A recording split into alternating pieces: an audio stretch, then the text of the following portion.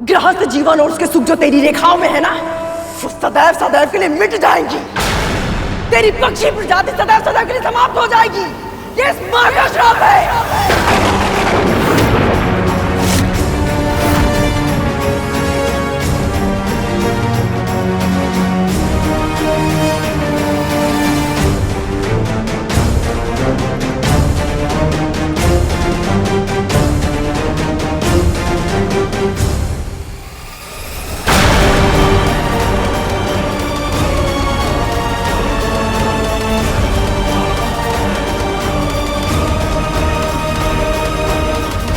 तेरी पक्षी प्रजाति सदा सदा के लिए समाप्त हो जाएगी।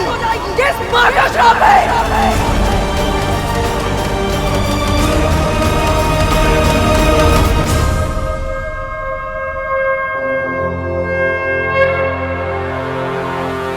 ऐसे मुस्कुरा क्यों रहे आप प्रभु? मेरी माओ को रोते हुए देखकर प्रसन्न है,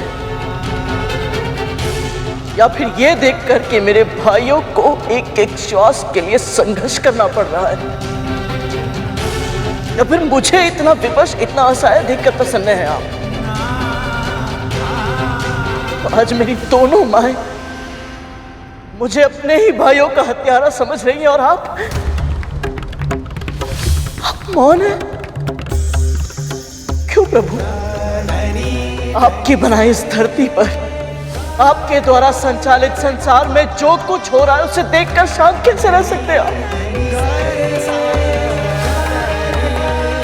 मेरी मां सदैव कहती है कि भगवान भक्तों के सुख से सुखी रहते हैं और दुख से दुखी, परंतु आज मेरे परिवार पर दुख का पहाड़ गिर चुका है और आप अब सुख में लीन है। क्यों आपकी तपस्या, आपका ध्यान भंग नहीं हो रहा? क्यों आप हमारी पीड़ा को नहीं समझ रहे प्रभु? क्यों आपको हमारा दुख दिखाई नहीं दे रहा? परंतु आज आपको मेरे सभी प्रश्नों का उत्तर देना ही होगा। आज आप मौन नहीं रह सकते।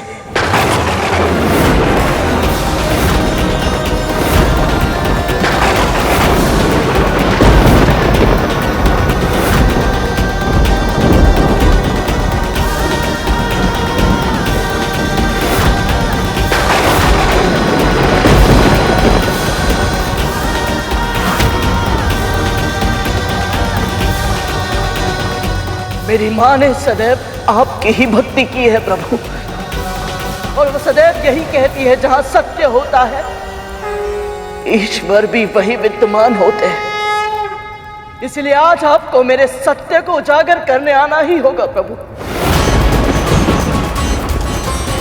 आना ही होगा आपको।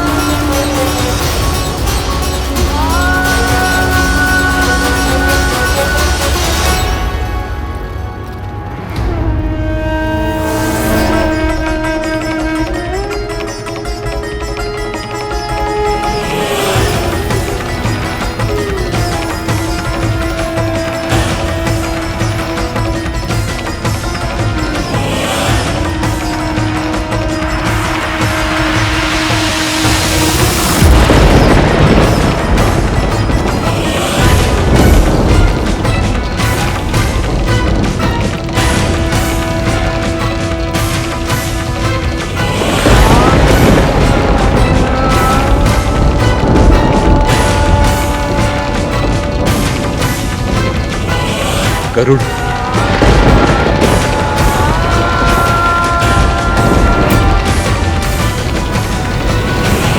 करुण,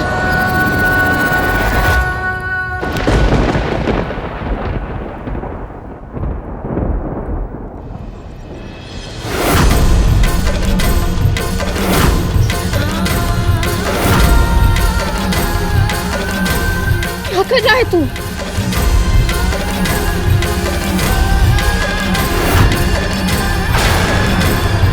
गरुड़, स्वयं को कष्ट देने से क्या होगा? तेरा हाथ जलने से तेरे नाग भाइयों के घाव भर जाएंगे।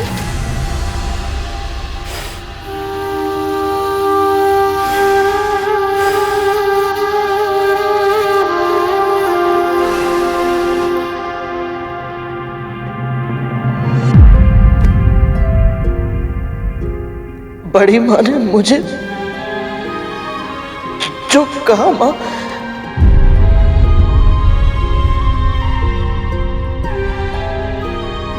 चुप हो जा पुत्र,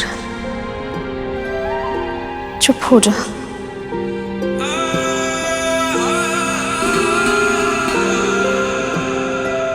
पता है माँ, बड़ी माँ के कटु वचनों से मुझे इतना दुख नहीं हुआ, परंतु आपने मेरी ओर ऐसे क्यों देखा? माँ, आपकी दृष्टि में उल्लाहना का भाव था, निराशा का दुख,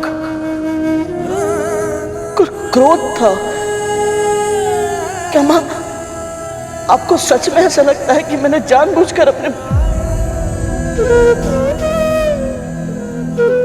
मैंने किसी की हत्या करने का प्रयास नहीं किया है माँ। मैंने कोई पाप नहीं किया है। तेरी माँ तुझे अच्छी तरह जानती है। कभी स्वप्न में भी नहीं मानूंगी कि तू कोई पाप कर सकता है गरुड़। मैं तो बस तेरे लिए चिंतित थी। मेरी दृष्टि में जो उल्हाना का भाव तूने देखा वो मेरे लिए था। निराशा महारानी के लिए और क्रोध उस नियति के लिए था जिसके कारण तुझ पर इतना बड़ा आरोप लगा। तेरी माँ तुझे पहचानती है, तुझ पर अखंड विश्वास करती है तेरी माँ।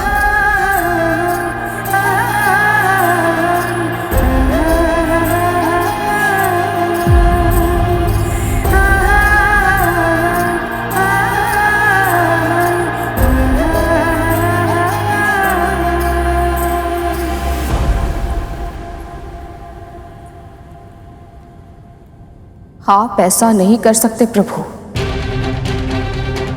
जानती हूं मैं, वरदान देने से पहले आप सदैव अपने भक्तों की परीक्षा लेते हैं ताकि उस प्रक्रिया के माध्यम से हम स्वयं को आपके आशीर्वाद योग्य बना पाए। पर एक माँ की इतनी बड़ी परीक्षा तो आप भी नहीं ले सकते। यह अधिकार आपको भी नहीं है नारायण।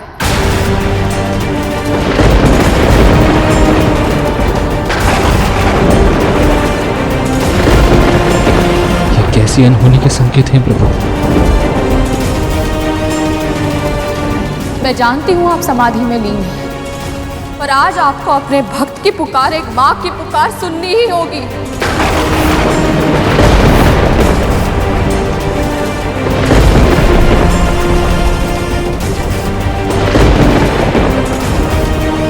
मैंने और मेरे पुत्र ने मन से, वचन से, कर्म से कभी किसी का अहित नहीं किया, और इसका साक्षी और कोई हो ना हो आप स्वयं है नारायण। फिर भी आज मेरे पुत्र के मस्तक पर जीव हत्या का कलंक लग रहा है। एक दुखी मां ने क्रोध में आकर उसे ऐसा भयानक श्राप दे दिया जिससे उसका पूरा जीवन प्रभावित हो जाएगा। जीवन जीने का, अपने वंश को बढ़ाने का अधिकार सभी प्राणियों को सहज प्राप्त है प्रभु, पर मेरे पुत्र और उस दुखी माँ के पुत्रों का यह अधिकार नियति छीन रही है, और आप समाधि में बैठकर ये सब होते हुए बस देख रहे हैं। नहीं प्रभु, ये अन्याय नहीं होने दे सकते आप। आपको सत्य का साथ देना ही होगा।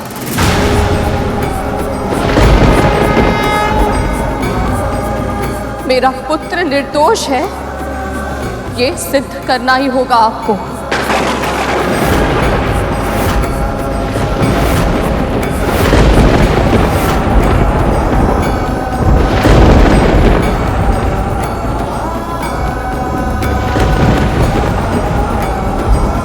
आप ही ने माँ को सबसे अलग बनाया है ना प्रभु। जब एक स्त्री माँ बनती है ना, तो केवल उसके तन में नहीं, उसके मन में, उसके हृदय में, यहाँ तक कि उसकी आत्मा में भी परिवर्तन आ जाता है। उसमें सृजन की शक्ति आ जाती है। और आज उसी शक्ति का आह्वान करते हुए मैं आपको पुकार रही हूँ। आप मेरे इस पुकार को अनसुना नहीं कर सकते प्रभु।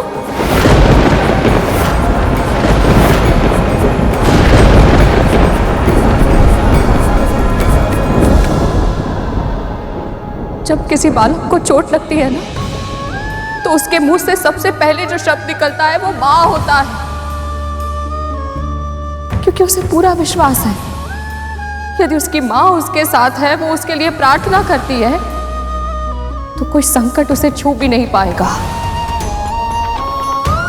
आज यदि आपने मेरी विनती को अनसुना कर दिया ना प्रभु, तो सभी बालकों का अपनी माँ से विश्वास उठ जाएगा। और यदि ऐसा हुआ तो भक्तों का अपने भगवान के ऊपर विश्वास कैसे बचेगा नारायण? आपकी सृष्टि का आधार ही डगमगा जाएगा। आज एक भक्त को अपनी भक्ति पर शंका हो रही है। यदि आज आपने इस भक्त की पुकार नहीं सुनी, तो समस्त संसार का भक्ति से विश्वास उठ जाएगा प्रभु।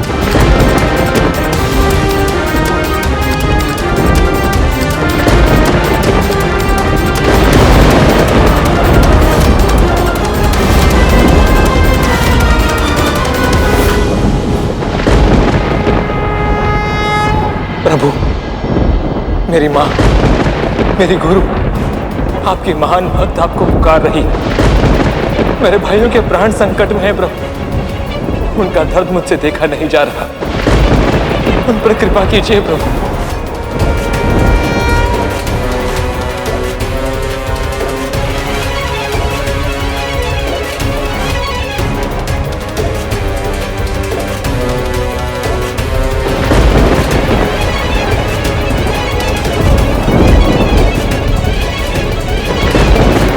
अब तो कृपा कीजिए प्रभु।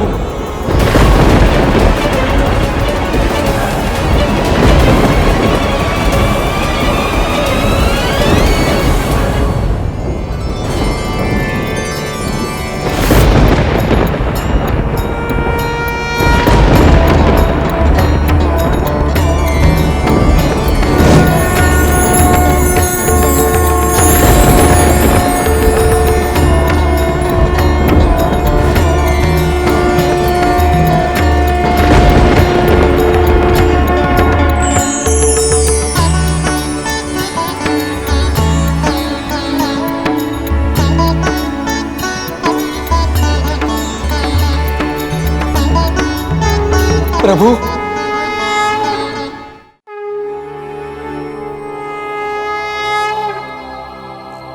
शेषनाग, मैं तुम्हारी श्रद्धा और धैर्य से बहुत प्रसन्न हूं।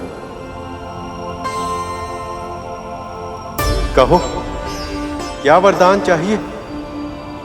आपके मुख से मेरा नाम सुन के ही मैं धन्य हो गया प्रभु। मैं बस इतना चाहता हूं कि सदैव आपकी सेवा कर पाऊं, आपके निकट रह पाऊं। इससे अधिक और कुछ नहीं चाहता प्रभु। शेषनाग, इस संसार का एक अद्भुत नियम है, जिसे कुछ नहीं चाहिए उसे ही सब कुछ मिलता है। वैसे मेरी तुम्हारे साथ पहचान अधिक समय से नहीं, किंतु जब से लक्ष्मी मुझे छोड़कर गई, तब से तुम मेरे साथ हो। एक भाई की भांति तुमने मेरा ध्यान रखा है। इसलिए जब जब मानव कल्याण के लिए मुझे संसार में अवतरित होना होगा, तब तब किसी न किसी रूप में तुम सदैव मेरे साथ रहोगे। और जब जब मैं वैकुंठ में रहूंगा, तब तुम मेरी शैया बनोगे। अपने भाई की गोद में विश्राम करके मुझे रक्षा और शांति का आभास होगा। और तब मैं सृष्टि का संचालक और भी आसानी से कर पाऊंगा, यदि ये आपको स्वीकार हो तो। प्रभु, जिसकी कल्पना भी न की थी, आपने वो आशीर्वाद दिया है मुझे जो संसार को सुख देते। यदि मैं उन्हें तनिक भी सुख और विश्राम दे पाऊं, तो इससे बड़ा सौभाग्य क्या होगा मेरे लिए।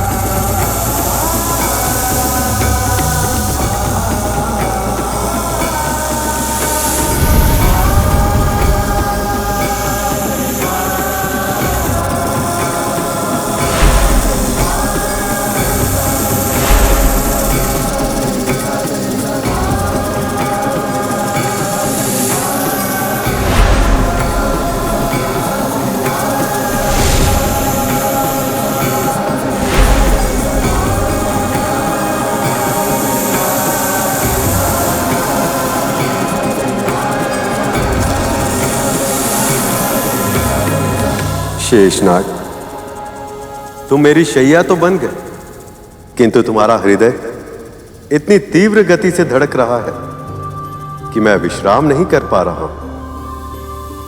बताओ, तुम्हारा हृदय इतना विचलित क्यों है? क्षमा कीजिए प्रभु, पर जो भी मन में है निसंकोच कहो शेष। प्रभु, आपके समाधि से बाहर आने से पहले जो व्यथा मेरे मन में थी,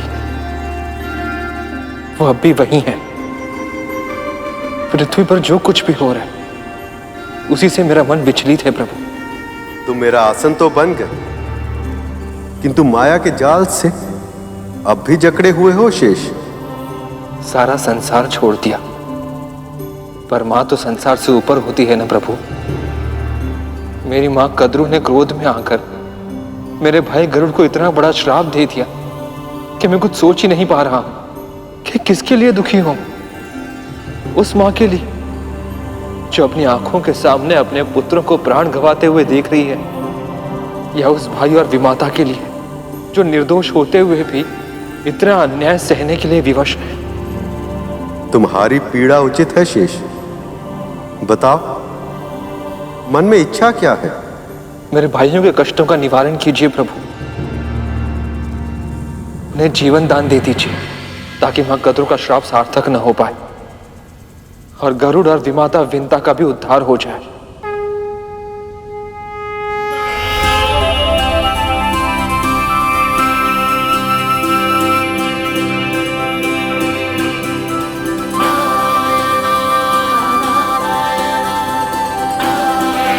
आज आपको भक्तों की सहायता करने आना ही होगा प्रभु, अन्यथा मैं कभी आपकी पूजा नहीं करूंगी। आप पर से मेरी आस्था खत्म हो जाएगी। प्रभु, आपको आना ही होगा, आना ही होगा आपको।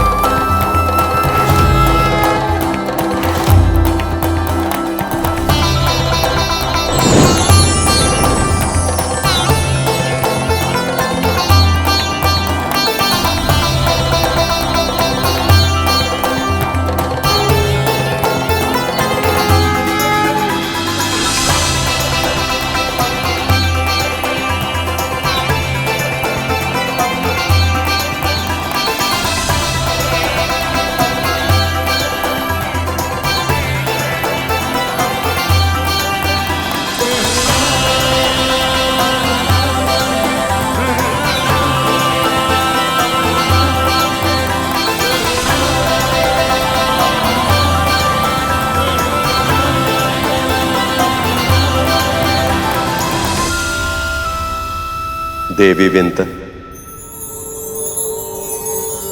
आपने सही कहा था। सृजन की शक्ति होने के कारण इस सृष्टि में एक मां का स्थान ईश्वर से भी ऊंचा होता है। जब एक मां पुकारती है तो ईश्वर को भी आना पड़ता है।